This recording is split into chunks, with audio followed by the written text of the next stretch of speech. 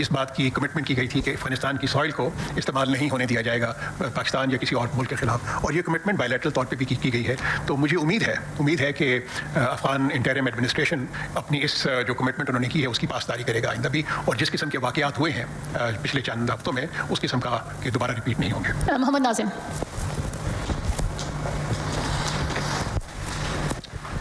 Thank you, ma'am. Sir, this is Mohammed Nazım from Anadolu Agency, Turkey.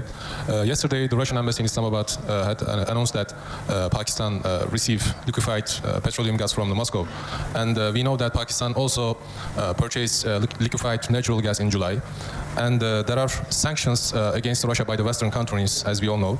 So in this context, does Pakistan receive reactions from the Western countries regarding energy imports from Russia? Thank you.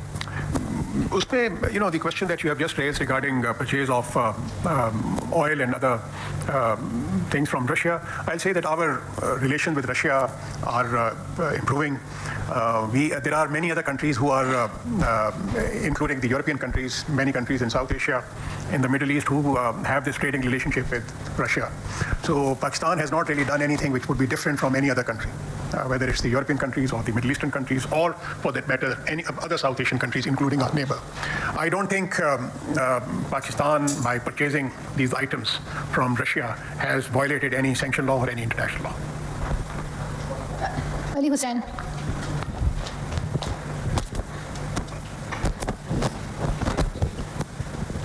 Thank you, Gilani sir. Thank you, Ali Hussain from Business Recorder. There are a lot of speculations, particularly after the visit of Ambassador Blum to Gwadar, कि जो सी pack है शायद उसको roll back किया जा रहा है, तो कोई और जो अरेंजमेंट्स की जा रही हैं, इस हवाले से थोड़ा सा बता दें। दूसरी बात ये, कल एक ख़बर छपी है कि अफगान हुकाम ने पाकिस्तान को बताया है कि हमने कुछ 200 के करीब TTP से के एफिलिएटेड जो दहशतगर्द हैं वो हमने अरेस्ट की हुई हैं। क्या वाकई पाकिस्तान को ये अफगान हुकाम ने बताया है? अगर बताया है तो क्या पाकिस्तान उनको हैंड ओवर करने की भी दरख्वास्त करेंगे? Thank you. China-Pakistan Economic Corridor, it's a very, very important transformational project for Pakistan. There is absolutely no question of it being rolled back. As a matter of fact, we have entered into the second phase of China-Pakistan Economic Corridor, which will involve a lot of things, which would include the upgradation of railways, upgradation of agriculture, technical cooperation, IT cooperation, and there are many areas which would form part of our interaction with China as part of China-Pakistan Economic Corridor. तो उसके अंदर तो मैं आपको बिल्कुल 100% यकीन दिलवाऊंगा कि आइंदा वाले सालों में आप चाइना-पाकिस्तान इकोनॉमिक कॉरिडोर में सिर्फ तरक्की ही देखेंगे, और इस बारे में कोई भी शकूक शुबहात जो हैं को सामने लाने की बिल्कुल कोई ज़रूरत नहीं है। जहाँ तक जो अफ़गानिस्तान का ये है, वो जो मीडिया रिपोर्ट्स हैं, ये जो सी है about the arrest of certain, तो उसमें हमारा अभी रिसेंटली एक मीटिंग हुई थी जिसके अंदर गालिबन उन्होंने इस बात पे बताया, और अगर तो वो अफ़गान नेशनल है then obviously we will not ask for their, वो उनका है वो, लेकिन अगर उसको हमारी होगी कि वो उनको कानून के मुताबिक उनको करार वाकई सज़ा दें, तो ये हमारी पोजीशन रहेगी उसमें। Saima. So thank you very much, Saima Shabir from Arab News. My question is regarding, as you stated in New York, that many GCC countries are going to have MOUs and agreements on different things in different sectors with Pakistan, and many dignitaries also are planning to visit Pakistan in the near future. So, sir, my question is that would you please elaborate a little about the investments which Pakistan is hoping to receive, and secondly, from which countries dignitaries are coming and which sectors, if you can elaborate a little. Thank you so very much. Thank you so much. As you are aware that we have initiated something which is has become extremely popular with the international investors, and that is Special Investment Facilitation Council. And it has attracted a lot of investments from the Middle Eastern countries. It has attracted a lot of many other countries are also. बेहुरमती की उन्होंने दिफाई areas में जाके घरों को आग लगाई। क्या एक कोर कमांडर का जो घर है वो उसका कैंप ऑफिस नहीं होता?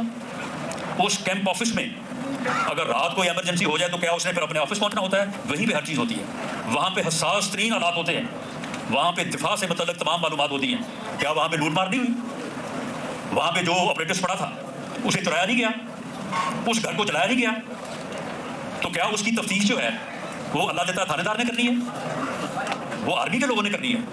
अगर वो वहाँ से चुराए गए जो ऑपरेटर्स हैं, कंप्यूटर्स हैं, दो बाकी चीज़ें हैं जिनका मैं जिक्र नहीं करना चाहता, अगर वो कल को किसी हमसाया दुश्मन मुल्क से वहाँ से जो है उनके ऊपर बात हो रही हो, तो फिर कौन जिम्मेदार है? तो क्या ये गलत है? वहाँ पे जो लोग सामने नजर आ रहे हैं, अगर ये कौम उनको प्रोसिक्यूट नहीं करेगी तो फिर तो कल को हर कोई जो है वो ये काम तो फिर रोज हुआ करेंगे। तो इसलिए जिस जत्थे ने, जिस टोले ने 9 मई बपा किया है, उन्हें जो है वो अपना जुर्म जो है वो फेस करना होगा। उन्हें इंसाफ के कटहरे में लाया जाएगा, लाया जा रहा है, और वहाँ पे जो उनका जुर्म है, कोई बेगुनाह है तो बरी हो जाए, और अगर कोई गुनाहगार है तो उसको सजा मिलेगी। इस बुनियाद के ऊपर कि जी मैंने जो जुर्म किया है मुझे इसलिए माफ़ कर दिया जाए क्योंकि मैंने इलेक्शन लड़ना है, ये कोई कानून नहीं है।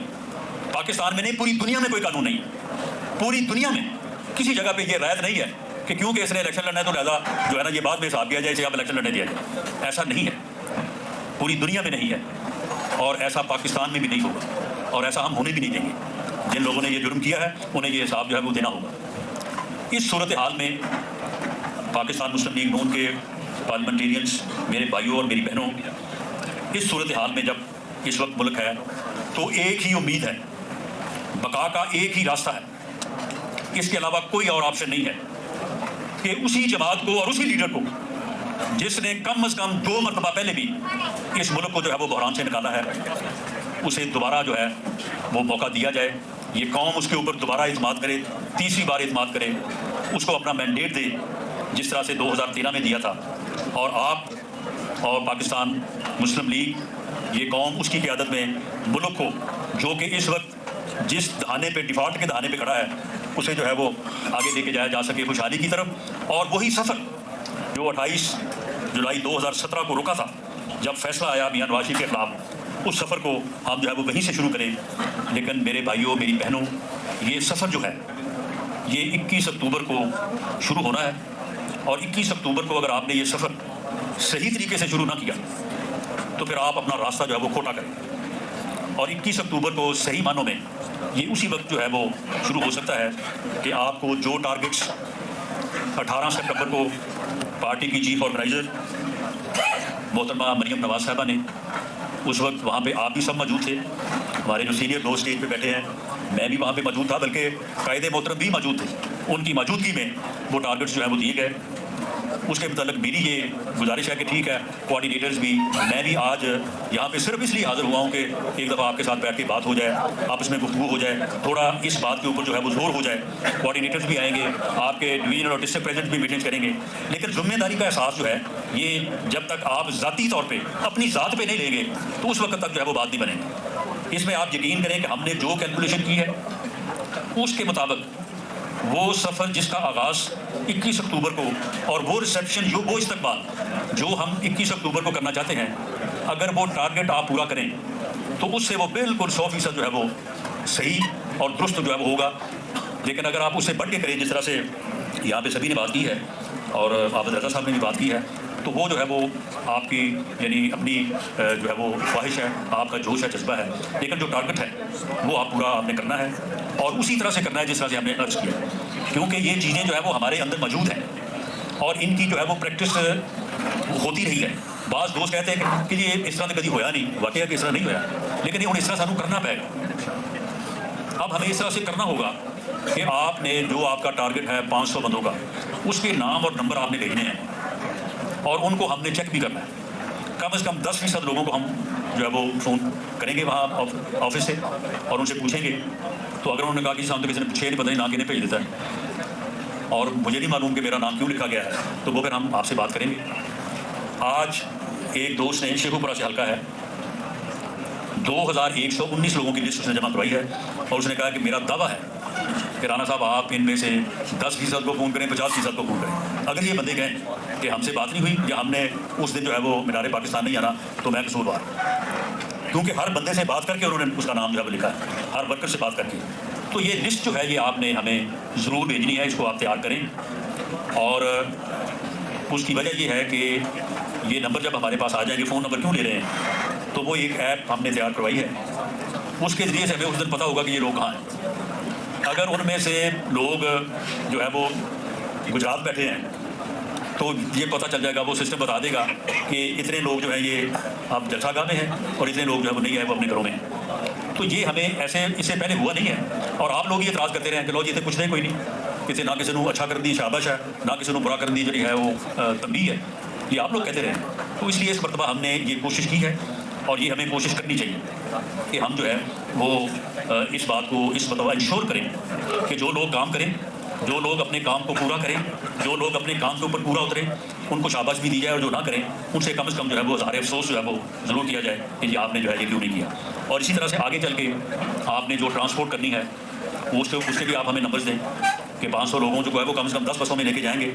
10 बसों के जो है वो आप ज़रूर नंबर दें, बाकी जो है वो आप 2000 ले आए, 4000 ले आए। बसें जो है वो आप जो है वो 20 की बजाय 10 की बजाय आप भले जो है वो 50 ले आए, 100 ले आए, वो आपकी अलग आपकी मोहब्बत है। आप नून लीग पंजाब के सदर राना सनाउल्लाह खिताब कर रहे हैं और नवाज शरीफ के इस्तकबाल की तैयारियों से मुतालिक उन्होंने कारकुनान को हिदायत की है कि जिन और जितनी तादाद में आपने लोगों को नवाज शरीफ के इस्तकबाली जलसे में लेके आना है, उनके नाम की लिस्टें दें और उनके फ़ोन नंबर्स दें, उनको फ़ोन करके ये पता लगाया जाएगा कि वो आ रहे हैं या नहीं आ रहे, और फिर एक ऐप भी उनके मुताबिक तैयार की जाएगी जिसमें उन लोगों के लोकेशन का पता लगाया जाएगा कि जलसे के दिन वो कहाँ है। आगे बढ़ते हैं, आपको बताएं कि तर्जुमान इलेक्शन कमीशन कहते हैं कि इलेक्शन कमीशन ने इंतखाबी फहरिस्तें गैर मुंजमद कर दी। इंतखाबी फहरिस्तें 20 जुलाई को मुंजमद की गई थी, इंतखाबी फहरिस्तें 25 अक्टूबर तक गैर मुंजमद करने का फैसला किया गया है।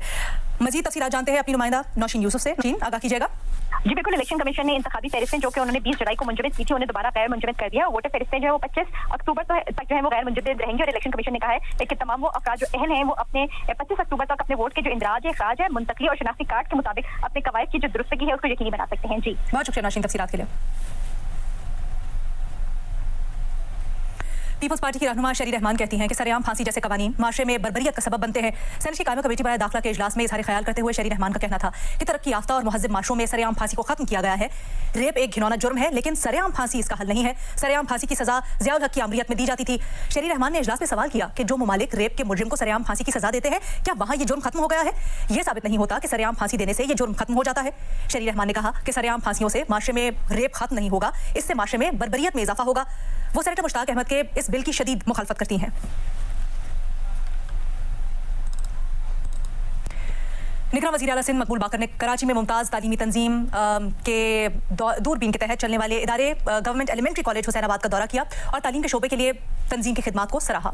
दौरे के दौरान निगरान वज़ीर आला सिंध कॉलेज के मुख्तलिफ हिस्सों में गए, तलबा और फैकल्टी मेंबरान से बातचीत की। निगरान वज़ीर आला सिंध मकबूल बाकर ने गवर्नमेंट एलिमेंट्री कॉलेज हुसैनाबाद की तज़ीन और आराइश और बुनियादी ढांचे की बेहतरी के लिए दूरबीन की कोशिशों की तारीफ की।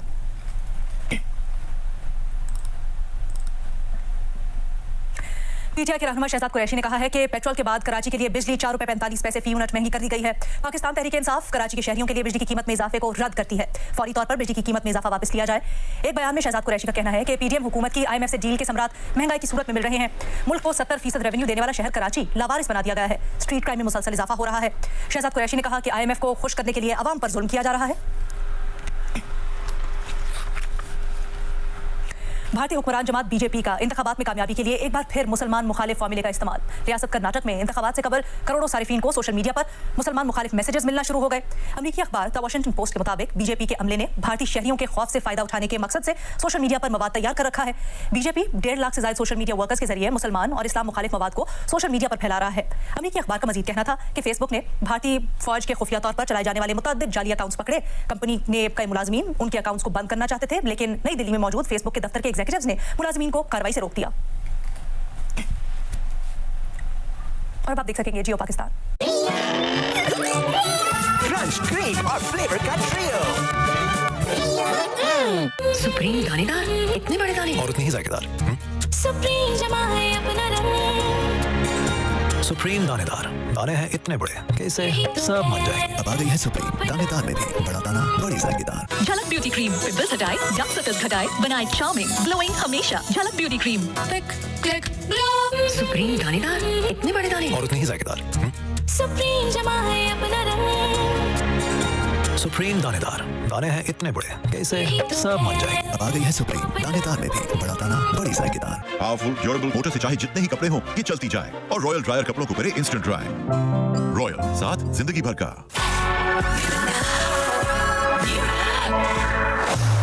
Let's get shook with the orange flavor fun for the pride. Let's enjoy Mirinda.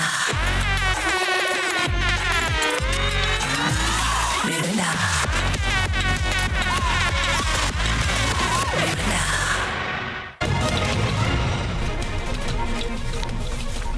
अस्सलाम वालेकुम, गुड मॉर्निंग, सुबह बखैर।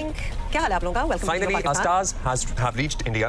और to be honest, अच्छा लगा जिस तरह से वहाँ कुछ लोग मौजूद थे वेलकम करने के लिए. कुछ ardent Pakistani cricket team fans भी मौजूद थे. कुछ लोग अमेरिका से भी आए हुए थे. कुछ यहाँ से पहुंचे, कैसे पहुंचे, कब पहुंचे, वहाँ तक कैसे पहुंचे, ये सारा भी हम आपको आज बताएंगे. अच्छा, I was just thinking, देखिए एक तो होती है ना कि जी हमें पाकिस्तानी टीम पसंद है, हमें इंडियन टीम पसंद है, whatever आपकी जो फेवरेट हो, लेकिन प्लेयर्स जो होते हैं ना वो खास तौर पे लोगों को पसंद होते हैं because people who like the sport, people who like cricket, obviously they like Babar Azam because Babar Azam is the best. तो बाबर की आवाज़ें वहाँ हो रही थी. Always liked विराट कोहली और Sachin Tendulkar for that matter. Exactly, तो आप इंडिविजुअली इस तरह पसंद करते हैं और बाबर की ऐसी गूंज थी वहाँ, बाबर बाबर हो रहा था हर जगह. मुझे अच्छा लगा था and he was feeling, I think he looked like he was shy about it because वो जरा मुड़ के देख भी रहे थे कैमरास वगैरह को.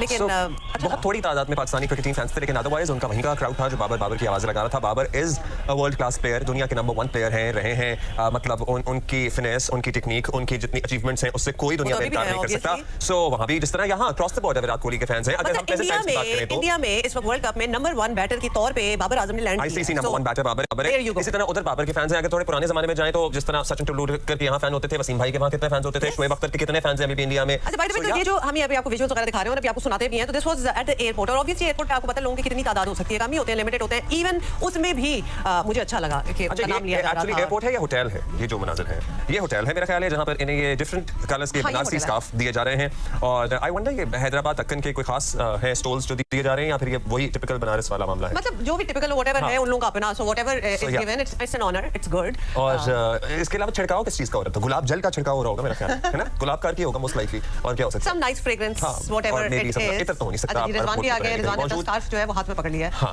और बाबर आ गए हैं and the rest of them are there too. Man of the moment, man of the hour. Shaheen की गर्दन तक मेरा ख्याल है किसी का हाथ नहीं पहुंचा. मैं आपको बता रहा हूं, इनको स्कार्फ पहनाने के लिए इनके लिए तो सीढ़ी लगानी होगी, सीढ़ी लगानी पड़ेगी, इसलिए वो नहीं पहने. बाय द वे, ये जो वेलकम है ना, this welcome is given to all teams. So we are also obviously we just reach, we are getting it. And do not forget that India is the host of this tournament. So naturally एक मेजबान को सो एक मेजबान को अपनी मेजबानी, अपनी मेहमान नवाजी और वैसे भी साउथ एशियन चाचा क्रिकेट नजर आ गया. चाचा क्रिकेट, हाँ, वो कौन से वाले चाचा क्रिकेट कैसे पहुंच गए? चाचा there was the regular, the old Chacha cricket, the new Chacha cricket. This is a new Chacha cricket, but he is just Chacha cricket. ये शिकागो से आए हुए हैं. सुनाई दी जरा. जनाब ये हमारे साथ मौजूद होंगे और इनका नाम है चाचा बशीर. इनफैक्ट हमें ज्वाइन कर चुके हैं, ये उन्हीं से बात कर लेते हैं. Thank you Chacha Bashir for being with us. It's so good to see you. आप हमारे स्टार्स, हमारे हीरोज के वेलकम के लिए मौजूद थे, नारे लगा रहे थे, परचम उठाए घूम रहे थे हैदराबाद दक्कन इंडिया एयरपोर्ट पर. ये बता दें आप कैसे पहुंचे, कब पहुंचे, क्या प्लान बना रखा था, कब से प्लान बना रखा था?